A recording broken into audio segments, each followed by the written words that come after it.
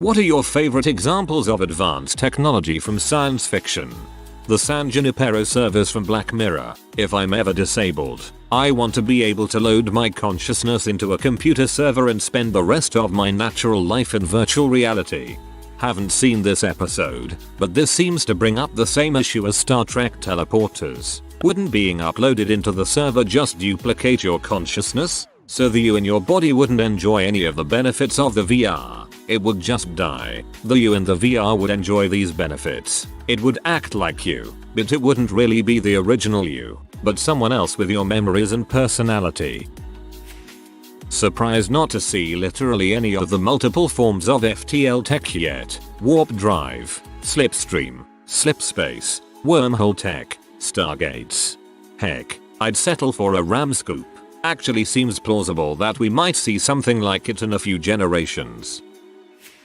Reading Warhammer 40k, I always thought it was funny that as humanity is conquering their whole galaxy, so many Astartes are basically carrying giant electric turkey carvers. A part of the justification for those is that Astartes often have to fight chaos, and edged weapons work better against them than bolters and C because they have more cultural significance. Basically, they work because they're awesome.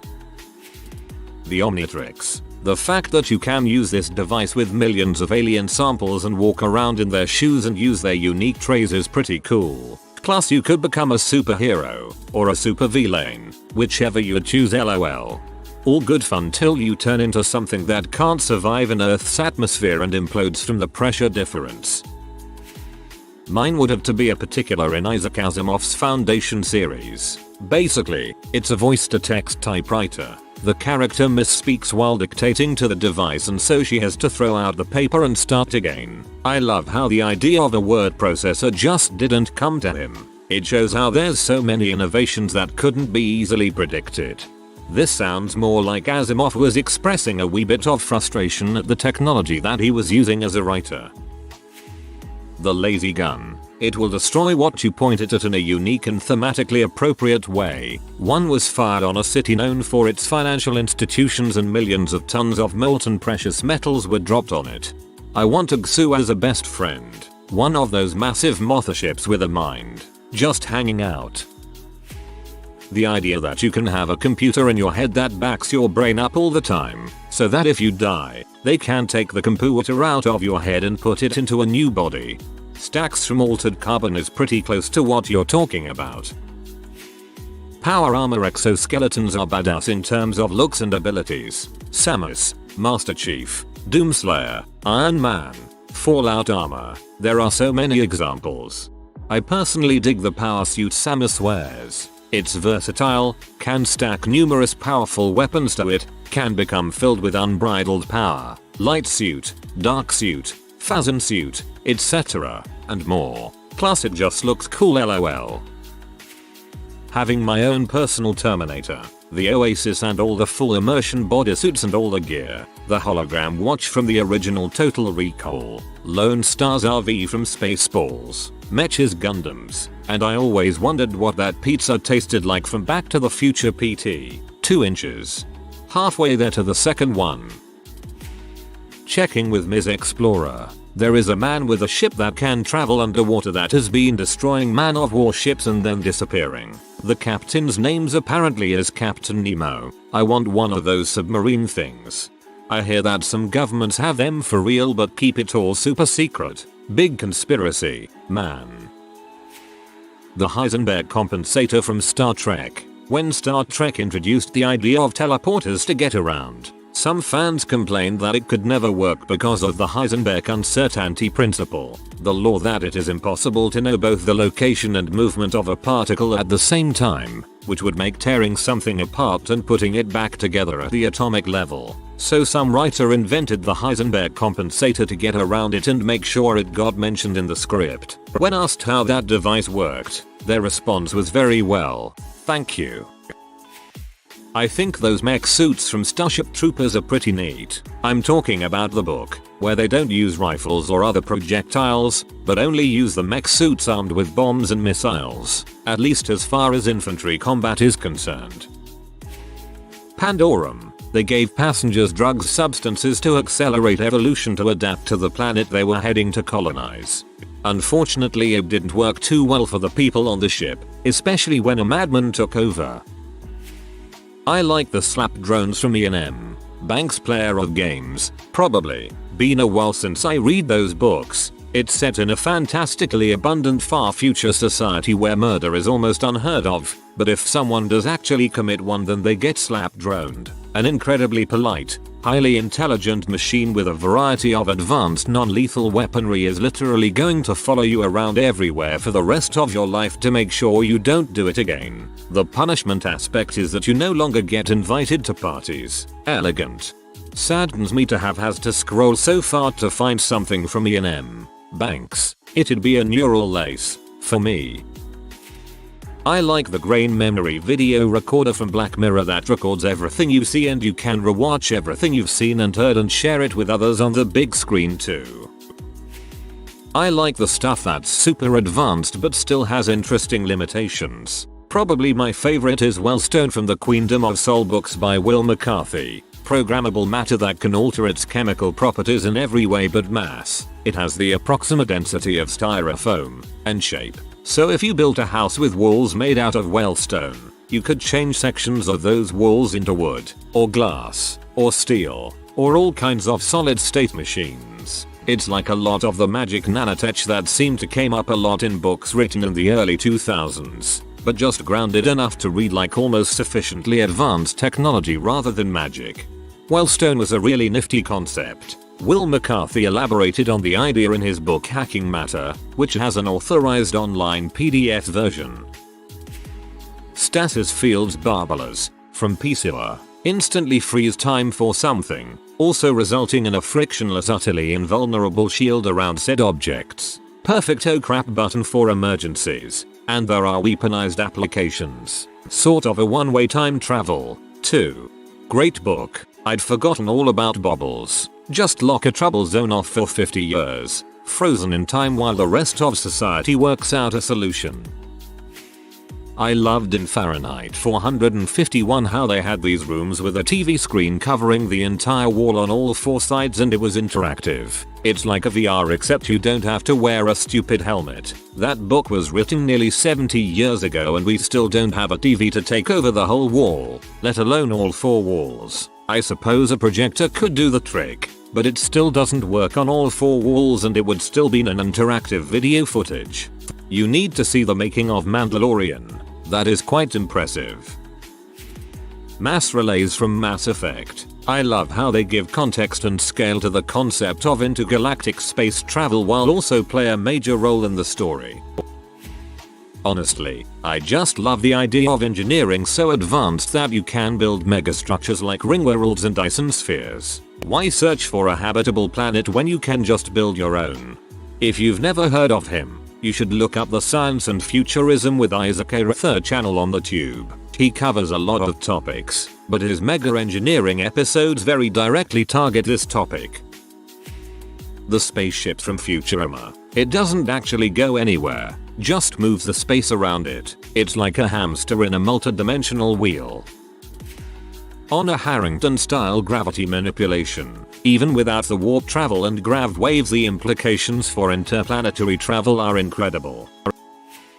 Honestly, I'm a little disappointed we don't have clear, floating computer screens yet, or holographic phones that project from your wrist. I want a Jarvis so badly, a true personal assistant that you can converse with and learns more and more about you as you age with it. Maybe one day. The lucid dream sleep machine from Inception. Would love to be able to plug into something for naps or at night and go right into a lucid dream without trying. Gravity wells. Artificial gravity. It's so impossible to ever actually create, but it's such a simple concept to imagine. When I got older I was mind blown by how totally imaginary it is. I really like the Robots in the Warbots book series because it feels more realistic than most other sci-fi ideas. They may be rather basic compared to what else is mentioned on this thread, but their simplicity and plausibility appeals to me. The recycler and fabrication stations from 2017 pray. Chuck anything into a recycler and then you instantly have a convenient cube-shaped materials to then use in a super advanced 3D printer.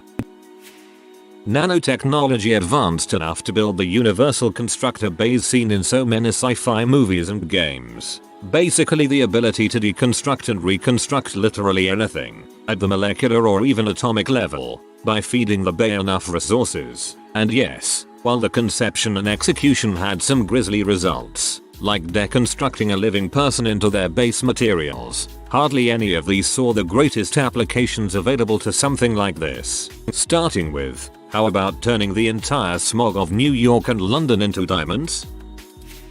I love Blade Runner everything but the idea of Joy from 2049 where there is a projector on rails that can give you an eye almost indistinguishable from that of a human is very interesting to me. The technology in Tenchi Muyo, holy crap was it awesome, and mostly wood based, which is ecological too. Basically had pocket dimensions, lightsabers from their hands, ships that turned into animals and had emotions, and had like computers that just was a screen in front of them and could close anytime they want. They also had nanobots. The San Junipero service from Black Mirror, any of the best, if not the best, episode in the series. I have this slight delusion that by the time it's me and my wife's time to pass, technology will have actually caught up to make this a reality, and we will enjoy our time together in virtual foreverness. It's a pretty tough problem. There are several obstacles. First is sheer size. A human brain has 1011 neurons. Each neuron connects to 104 other neurons for a total of 1015 synaptic connections. That means if you wanted to keep a model of the entire human brain in RAM, you need a minimum of a petabyte of storage, about a million gigabytes. However, realistically you would probably need to represent the connections as block diagonal matrices, so that you could compute propagation of activation through the network through matrix multiplication, just as we do for current gen artificial neural networks, and that would require several more orders of magnitude of storage. Surprisingly, this isn't as far off as you might think. If Moore's law continues to hold and the cost of storage halves every 2 years, we're really only talking about 40-50 years. Second problem is that we still don't really understand any biological neuron well enough to simulate them. We do know each individual biological neuron is much more complex in practice than abstractions we currently use in ants. This might increase the storage requirement by another order of magnitude, as many variables may be required to simulate a single biological neuron. We do know some things. We can cut a single neuron out of a squid and see how it responds to electrical signals. Researchers have also mapped the connectome, how neurons wire together via axons and synapses of entire animals, small nematode worms, and parts of the brains of mammals. If our understanding of biological neurons was correct, we should be able to simulate the behavior of the systems. We should be able to build a virtual worm that crawls around and acts like its living model. No one has been able to do this successfully, so there must be fundamental things we still don't understand. For example, while we have some limited understanding of how signals propagate, we have no idea of biological neurons learn. They certainly don't use a backprop algorithm that ants do. Some researchers think it must be some form of reinforcement learning, but something is missing. Our best reinforcement algorithms have to play literally millions of iterations before they can play a passable game of Pong, while human children pick it up in a handful of iterations. Last problem is scanning. Researchers work with squids and nematode worms because they actually have much larger individual neurons than humans do, making it possible to work with them under a microscope. But there's no obvious way to get a scan of a living human brain at anything like the required resolution.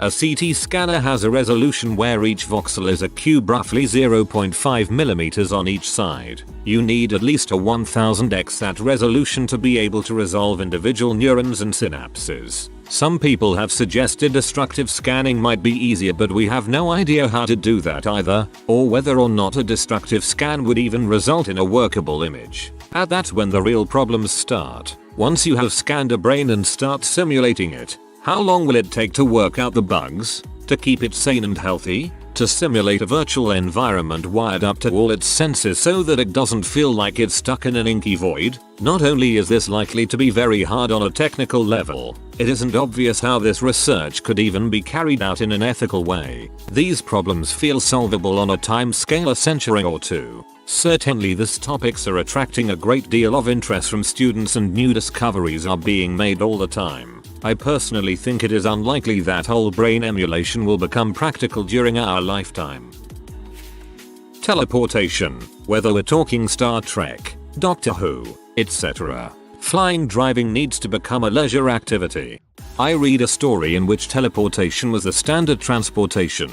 A leading company that managed this was Teleport Transit. But some bean counter included a software function to ensure that the number of people going into the booths matched the number coming out, to prevent people from saving money by doubling up, until a pregnant woman in labor tried to get to the hospital quickly. The software glitched, counting the nearly born baby as a second unpaid client. It would not let anyone leave transport space, but nobody dared shut down the system since all of those people might vanish. The problem was solved when a distracted person set a destination. It was blocked from entering the booth before the doors shut, equalizing the payments.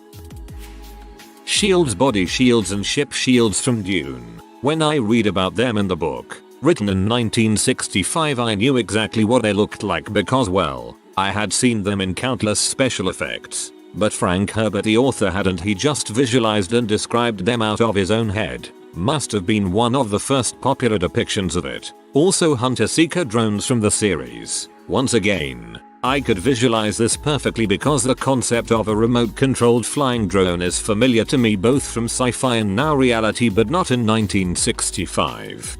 I was curious about ship shields, so I did some light googling. And according to Wikipedia, the concept of a force field goes back at least as far as early 20th century. The Encyclopedia of Science Fiction suggests that the first use of the term in science fiction appears to happen in 1931, in Spacehounds of IPC by E. Doc Smith. 1. An early precursor of what is now called force field may be found in William Hope Hodgson's The Night Land, 1912, where the last redoubt, the fortress of the remnants of a far future humanity, is kept safe by the air clog generated by the burning earth current. 2. 1. In Isaac Asimov's Foundation universe, personal shields have been developed by scientists specializing in the miniaturization of planet-based shields. As they are primarily used by Foundation traders, most other inhabitants of the Galactic Empire do not know about this technology. In an unrelated short story Breeds There a Man by Asimov, scientists are working on a force field, energy so channeled as to create a wall of matter-less inertia, capable of protecting the population in case of a nuclear war. The force field demonstrated in the end is a solid hemisphere, apparently completely opaque and reflective from both sides. Asimov explores the force field concept again in the short story Not Final. The way these ideas come about and develop is so interesting to me. Herbert's conception of it is way more interesting than the average. Yeah, there's a force field, you know what it is, but he was building on other authors' work, as most people are. I really like the Holtzman shields from Dune. The way they affect the world just feels so realistic. They're designed to stop projectiles, but still needs to be permeable for air to get through, so it filters by speed. That means pretty much all projectile weapons are obsolete, with bladed weapons becoming the norm again. And there the fighting style is completely different to account for shields, where defensive moves are fast but attacking lunges need to be slow to pierce the shield. Slap drones. From the Culture series. It's a post-scarcity techno-anarchy organized by massive AI minds. They don't do barbaric things like put people in prison for committing crimes. They're not really into punishment at all. Or rather, they're into ironic kinda Taoist poetic punishment implemented by snarky robots. If you go around hurting people, they send a drone to follow you around and mess with you, warn people, block your attacks, and generally interfere with you continuing to do that. If absolutely necessary, it's allowed to knock you out so whoever you are about to do bad stuff to can get away. Anyone else remember MT transporters? MT. I can't remember the book, but basically they were large grey cubes that folded space-time, and you walked into one side, and walked out of another empty cube. You literally took one step on this planet and then stepped onto another one. I never liked teleportation because I think once you break down all my molecules and send them across space, then that me died. A perfect copy might have come out the other side, but the me that was really me is dead now, and this new guy is just a perfect copy. Otherwise, there wouldn't be issues with being trapped in a pattern, or delays causing multiple me's to arrive on the teleport platform. If that happens, it means I'm, me, myself, and my soul if I have one, died when they said energize and copied my atoms to a new place. But an empty cube folds space and time, meaning walking through it from here to wherever is more like a Stargate than a transporter. You're still you and no one had to deconstruct you on a molecular level. If there's one problem I have with the Star Trek universe, it's the transporter. If you are new to the channel, you can subscribe. I publish new videos every day. Until then, check another video.